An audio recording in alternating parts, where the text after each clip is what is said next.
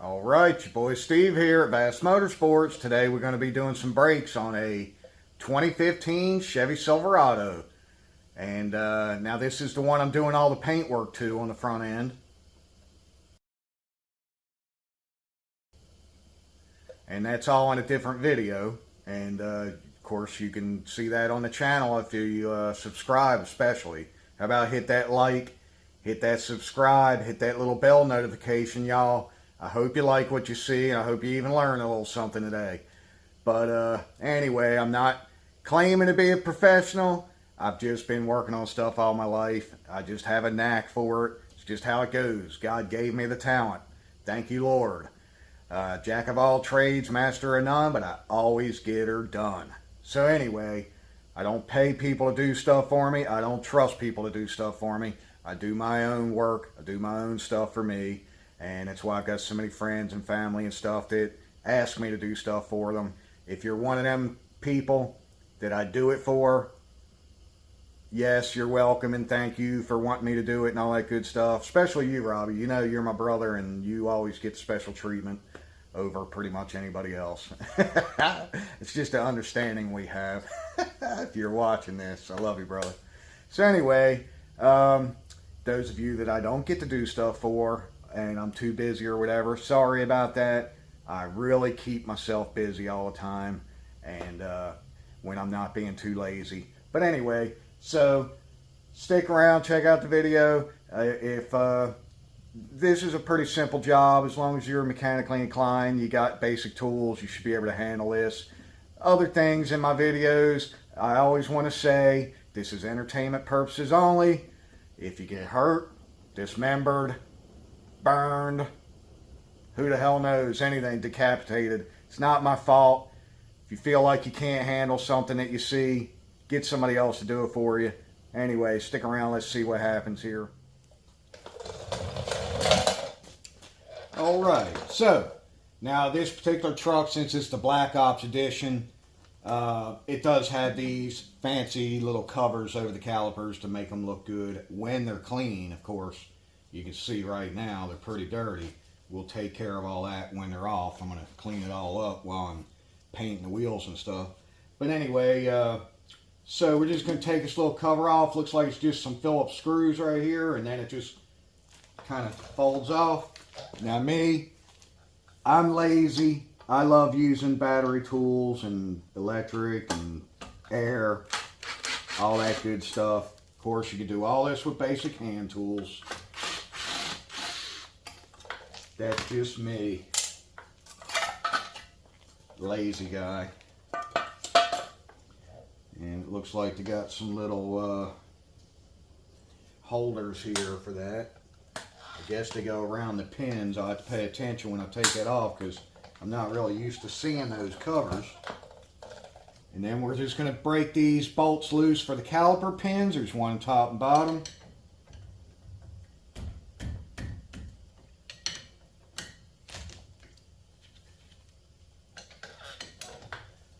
$19mm, just using a good old wrench. Luckily those are just coming out by hand. It's 2015. It's only got 120 something thousand on it, so it's a low mile truck. Keep up with your bolts. I'm just going to set them in the bottom of my tray here. And then we can take, I have this little pry bar thing. You could use a big flathead screwdriver, whatever. Just kind of stick it in here. And I'm going to push this caliper over to the side like this. And that's pushing the pistons in and making some room. So the caliper will slide off. And I can tell you, I'll mic these rotors when I get them off because I'm going to go turn them. I know not everybody's got a lathe at home, but I do.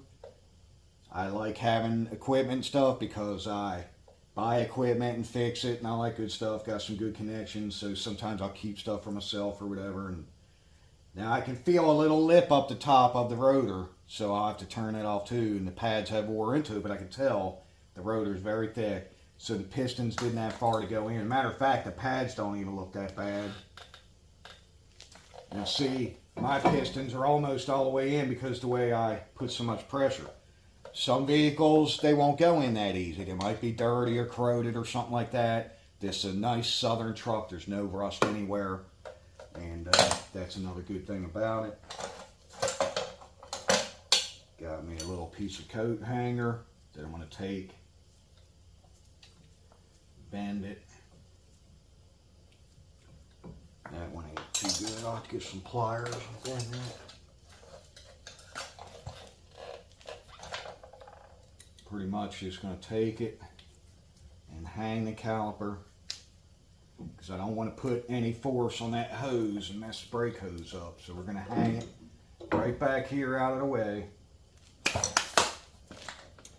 Now you can see the pads. We're just going to slide them right out.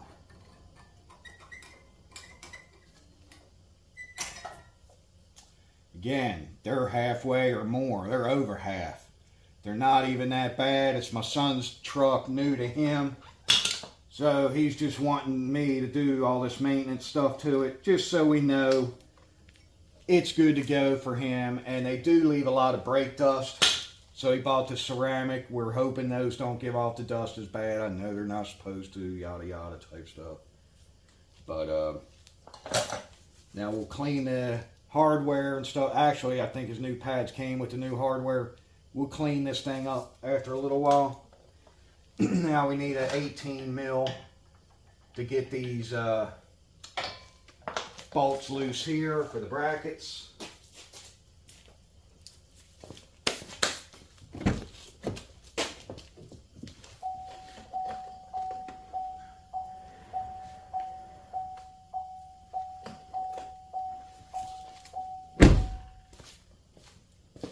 Spun the wheel. Of course, you can do these with a big ratchet.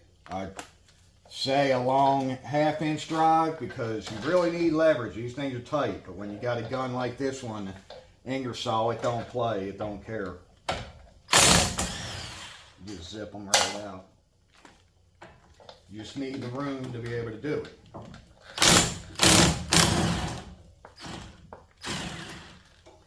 You could use a U-joint on that wobble joint if you wanted to. But, so we got the bracket off. I'm going to set this over to the side. Check. You want to check these slides right here. They go in and out of this bracket. They're definitely not stuck. They're moving free. I feel like they're greased pretty good. I'll probably take them out. I always do. Just don't tear the boot. Take it out like, oh yeah, they're completely greased. That's a very good sign. You do not want those to freeze up. Then it'll eat your pads prematurely, and it probably even damage the rotor. Oh yeah, they're nice. See, that's why I say somebody has done a brake job not that long back. But the rotors do have a good bit of wear to have that lip on them like it does. And the other reason I can tell somebody's done them is there's no clip out here. GM would have the little round clip holding the rotor on. These do not. Oh, never mind, it won't, because I see there's a star bit right there. I couldn't see that a while ago. Let me get that broke loose.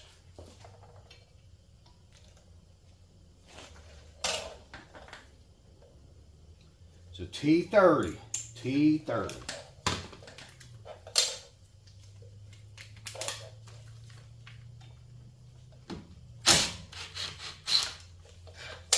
Alright, I like that. That way it holds the rotor in place when you're putting the brakes back on. You don't have to use lug nuts. That's pretty sweet. You would always want to put lug nuts when you're putting your rotor back on. Put lug nuts before you put your bracket and put the caliper over it, because if you was to get in the truck and hit the brakes or something before the wheels are on and bolted to hold the rotor straight, if the rotor's sitting a little cockeyed like that or something and you hit the brakes, it can definitely warp the rotor. I've done it before in the past. When I was like a teenager or something, I found out the hard way. You can definitely do it. It might have been on the rear or something with the real thin rotors. Point is, you want it nice and flush. Just helps everything bolt up nice. So let's take this in the back room. We're going to get her set up on the lathe. resurface it. Of course, now's a good time. While we're at it, let's go around and now's a good time to check everything. Make sure that bearing feels great. Quiet. Quiet, moves smooth. You can't always turn that on every vehicle, especially four-wheel drive. This one's letting me, and it's nice. I'm inspecting all the boots and the bushings on the control arms. Everything looks good. When I jacked it up, the wheels were still on. I took the wheels, moved them this way and this way, checked the front end for looseness. Everything is tight. Looks like the only thing that's greasable is the outer tie rod. I'll go ahead and hit that a little bit with the grease gun before I put everything back together. There's no grease fitting on the bottom. Sway bar links, the bushings and everything look good, so we're in good luck there. Good deal. Alright, so what we do, I don't normally set it up here, but I want you to see on camera. I've got a adjustable chuck here, the quick chuck. You just slip that in. Make sure your surface is nice and clean. I always give it a little turn like that. Take the key and lock it in.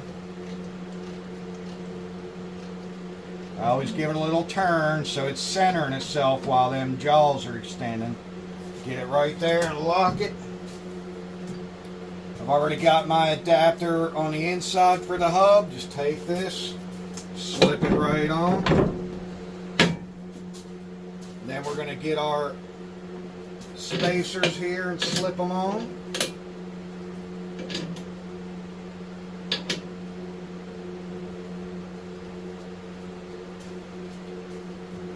Just give it a little snug, doesn't take much, like that.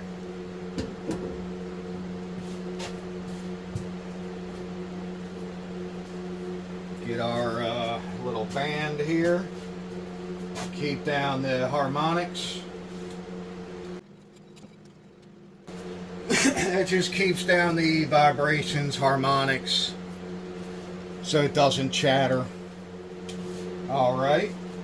Now we need to adjust our head here. Let me grab a wrench.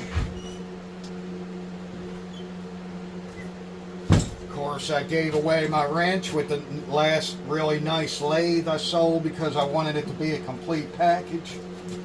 Now I haven't ordered one yet because I figured I'll be getting another lathe, and sometimes they come with 2 wrenches. So anyway, that's good there. We want it centered up. Turn it on. Now I've got brand new bits on there, so we should have a nice cut. But what I want to do is I'm just going to take this little edge off first. So we go in until we touch.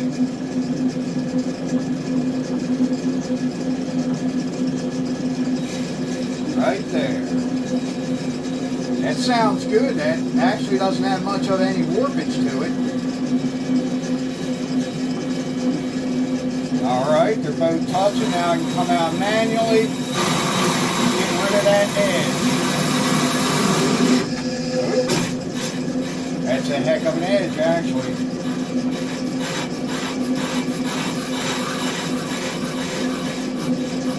Take a little off there.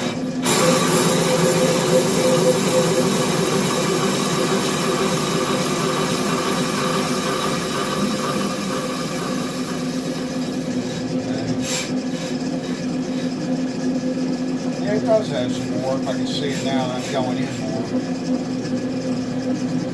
Bring it side a little. Okay, we don't have to take all that off because the pad don't even touch that area. I'm just doing it because I want the rotor to have a really nice finish all the way across. It does have some warpage, I can see it now. So I'm turning it in until I'm just touching. That's right there. I'm going to zero this out, dial out here. In with this one. Lock it. Zero it out.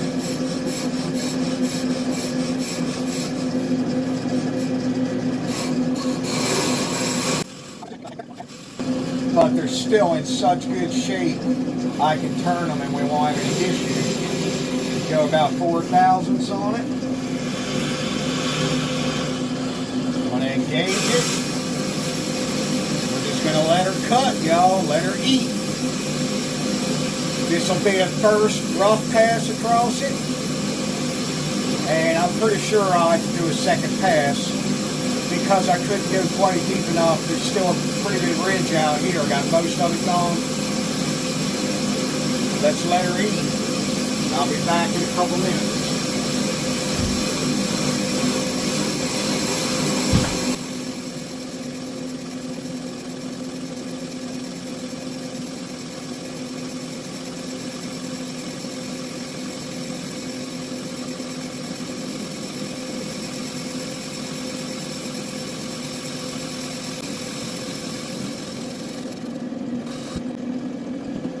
Alright, so it ran all the way off.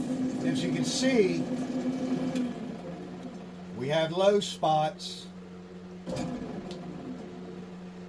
So what this shiny area is where the bit didn't touch. So I'm going to run them back in.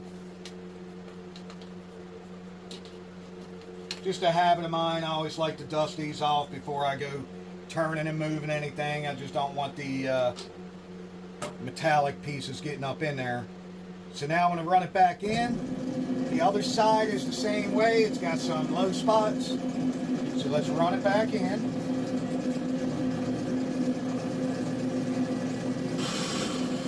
Okay. Do another 4 thousandths.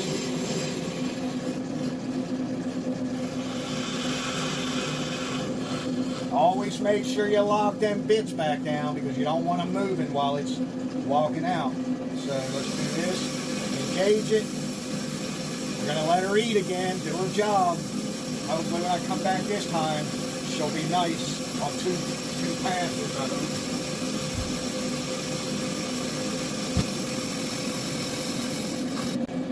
Well, she still has. This side's perfect. This side has just a hair.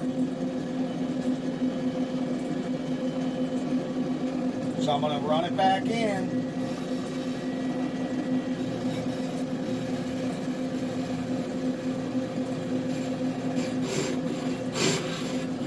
I want to get rid of that little bit out there near the edge. I want it all clean.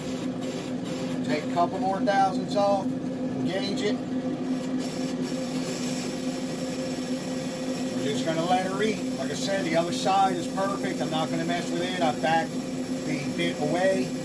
We're just going to hit this side, let it do a full pass again. Hopefully when we get to this edge, we're going to be done with it.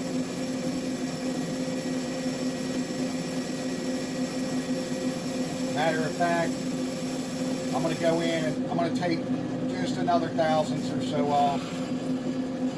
That'll be a total of another 4 thousandths run. We'll just do this on this side. Hopefully she'll be nice this time.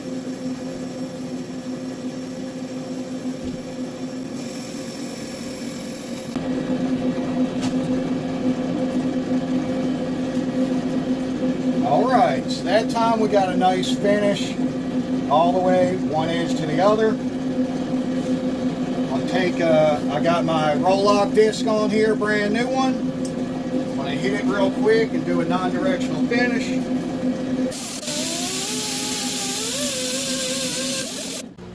Alright, looking good.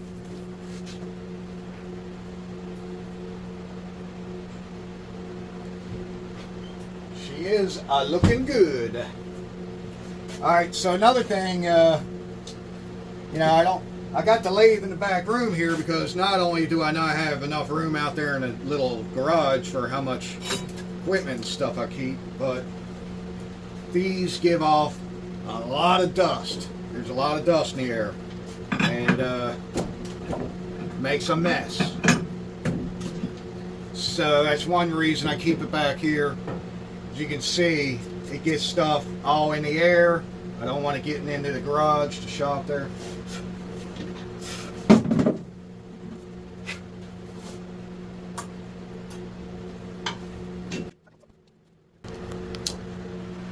We've got us a nice finished rotor.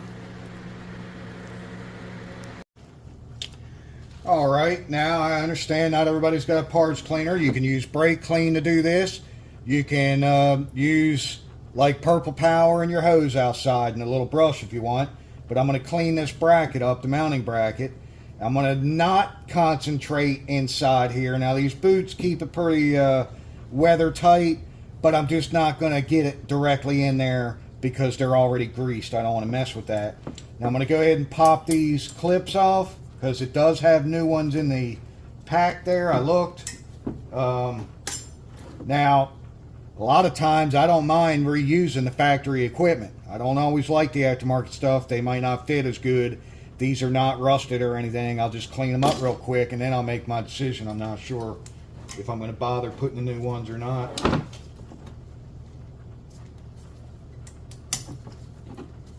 Pop those off. See, these fit really good. So let's get this flipped on.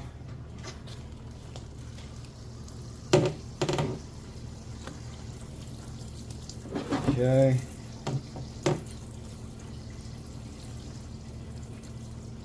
Take my brush here. This one happens to, you can make the fluid come right out. This is not a harsh solvent, so I can sit here in the shop. I had the doors shut today and the air conditioning's running. I know, I'm lazy, folks, can't help it. But this doesn't stink like brake cleaner or solvent or anything like that. So I'm able to, like I said, sit in here and use this. This is actually a pretty cool machine here. I might have to do a video on this one day. This is the CRC Smart Washer. It's a biometric, I forget what the heck they call it. It's using microbes. The stuff that they used, like when the BP spill was out in the Gulf, and they put that stuff out there to help soak it and actually eat the oil.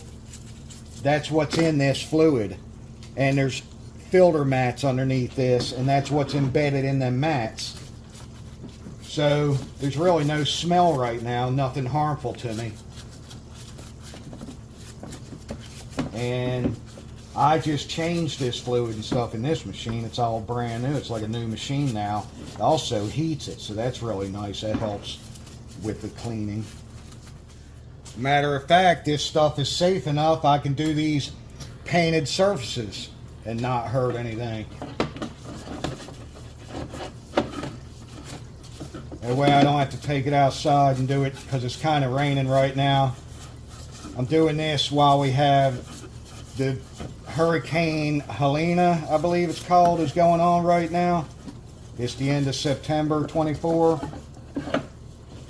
But anyway, this is safe even for painted surfaces. Not going to hurt anything.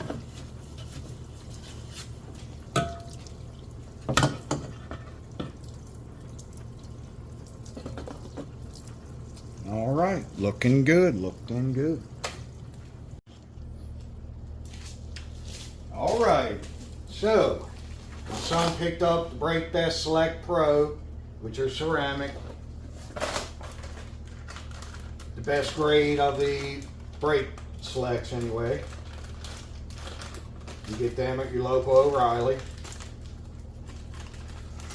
Everybody's got their preference. You can go with Wagner's or whatever. You can just buy the cheap stuff, whatever. We're just going with the ceramic because we're trying to get rid of all this brake dust. Because the way I'm painting the rims, and it's his new to him truck, he wants it looking as good as it can. I'm going to take a look at these. They do come with the hardware. I'm going to match them with the old ones real quick and see which one I decide to use. It doesn't have all the exact same curves to it, like right in here, but these little arms that are keeping the pads pushed back off the rotor, one of them is actually broken on the factory one, so I'm going to see how well these fit. See if I can get it to snap into place here.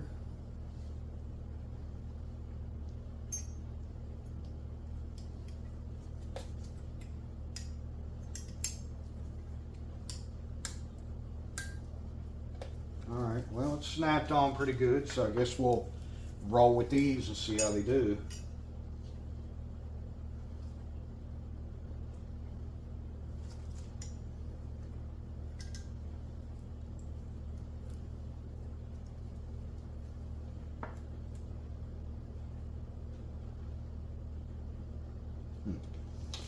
We'll try it. Let's see if they'll bolt up good. I mean, if the pad will go on when they're bolted up. See how it does. These rotors, they use this little star to hold it on to the hub. I looked on the hub first and seen where the hole was, and then I put the rotor on the studs to where the hole is going to match up. So it's like that.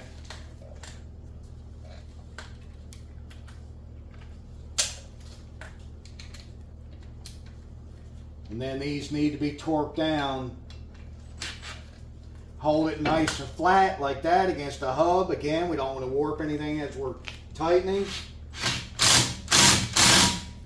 And that's torqued. Perfect torque right there. Alright, so now we're going to take these brackets, find my bolts here.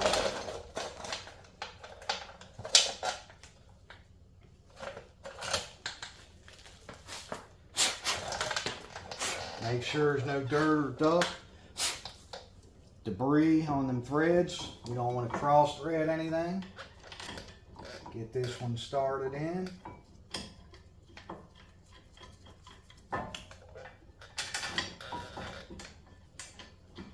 Bottom one is started. Now we're going to torque these down.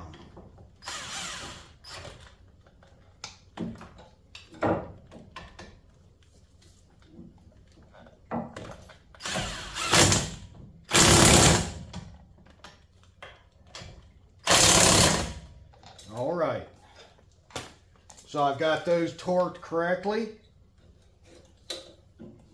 For real, folks, every bolt like that has a factory torque. If you want to look it up, whether you Google it or if you have a shop manual or something, or all data, something like that, access to where you can look up the torques. If you want to torque with a torque wrench, it's fine.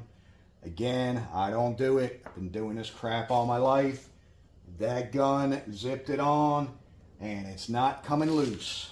It's the biggest thing is people leave stuff loose. Don't forget anything. Don't leave anything loose. You don't want these caliper bolts or bracket bolts backing off when you're going down the road. Trust me, it has happened. So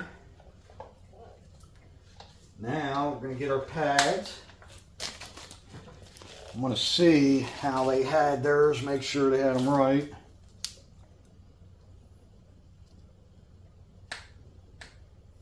See, they were using I'm going back the way they had it.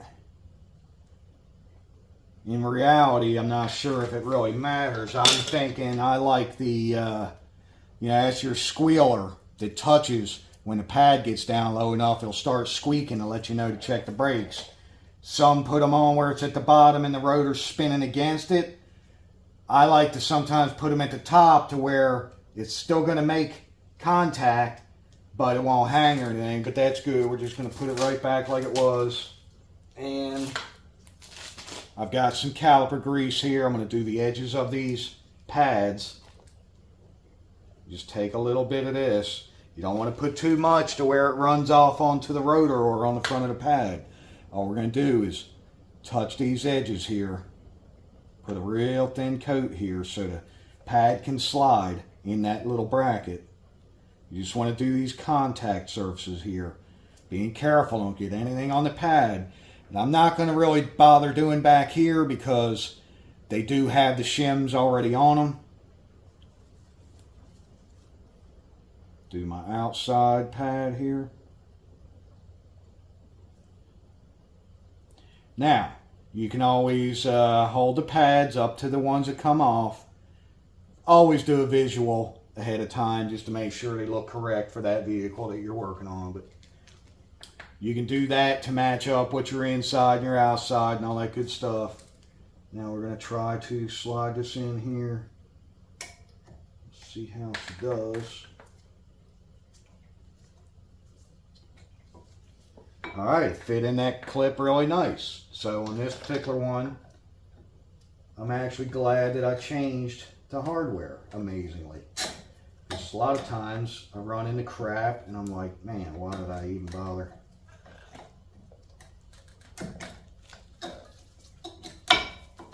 Those fit nicely. All right, so I'm not going to bother with anything there. I'm glad I changed them. Wow, surprising. Way to go, Mexico. That's where the brakes were made.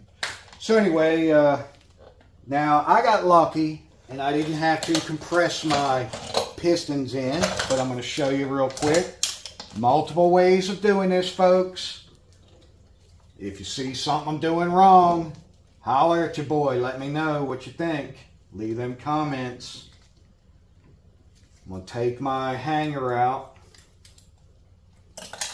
Now these pistons are in. I'm just going to show you a quickie way that you can do it. You need 2 pairs of whatever you're using. If you're using like these vice grips that I have for welding, I keep them on my welder over there. They work really good for this. They're awesome for this. You can use big like channel lock type, you know, big pliers or whatever you want, you know. But these work really well for this. You can buy the disc brake tool that is made to press them in, whatever you want to do. If you only have 1 pair of these, you'd want to put your old pad in there or something, because if you just push one piston, the other one's going to come out. Now I'm going to run them all the way in. I mean, they had very little to go, but I'm going to run them all the way in just so I don't have any issue sliding it over my new pads, because the new pads are thick, so you always want your pistons in. Anyway, it's just a little something to show you there. Now, make sure you're putting it back on the right way. You don't want to get your hose all twisted. Pay attention to how you're doing that. Now, sometimes you have to push your slide pins in so it'll slide over these. See, like it's hitting there, because I'm on my pads. I got to push it over a little and then slide it on like so. Grab my 2 bolts. Might have to wiggle the caliper a little to get this started. I always start them by hand. Get it threaded where you know you're not cross-threading anything before you go zipping it on, or even using a ratchet or a wrench or whatever you're using. Mine, I know, is good. I'm sitting there running it all the way in by finger, and they're nice and smooth. Now, if you want to put a little drop of blue Loctite or something on them, they have a little bit on them still of the factory stuff. If you get them good and tight, you should be good to rock and roll. Now, this pin can try to slide sometimes. It can try to turn when you're turning this. It's actually got a nut head on it there in case it does, so you can grab it, excuse me, with another wrench while you're tightening this outside. But it's not doing that on mine. Again, that's torqued perfect. And good torque right there. That's it. When you got a long wrench, give it a couple bumps, maybe a good pull. You can just feel it. I know. She is torqued properly. Now we're going to slip our little fancy cover on. Or try to.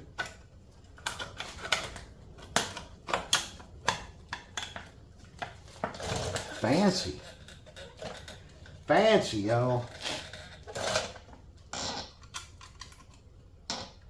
Okay.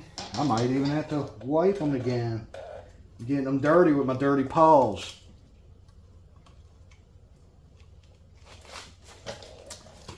Okay.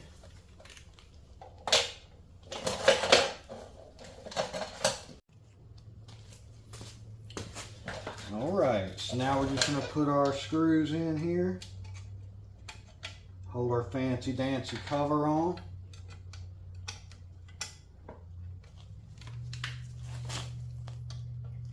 Very gently with these.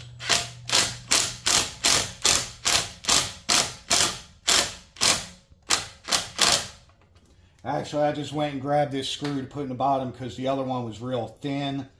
They were different screws. Someone put these on this side. The other side actually has Allen head bolts.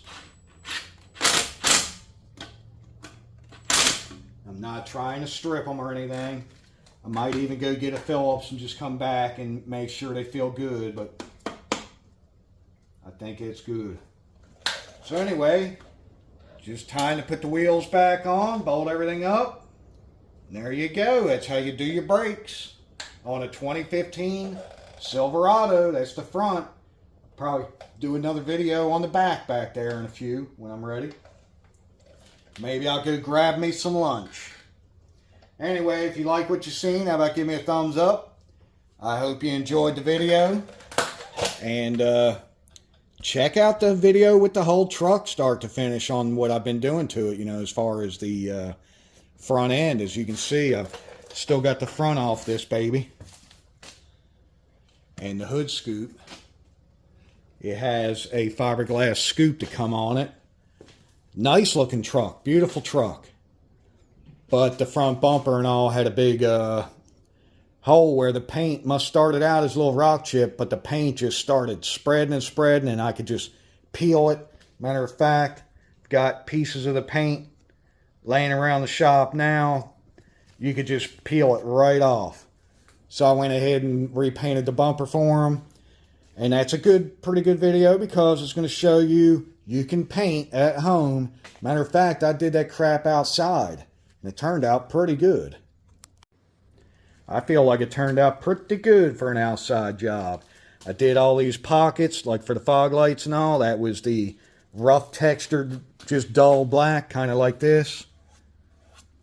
That's the way this valance was. It's for the bottom of the bumper. I went ahead and sprayed it. I got to assemble everything still. And then we've even got the hood scoop there. And it's gotten dirty sitting around the shop. And that's just reflections and all in it. But she looks pretty good for an outside the shop job. It ain't like I got a paint booth. Again, I'm not a professional.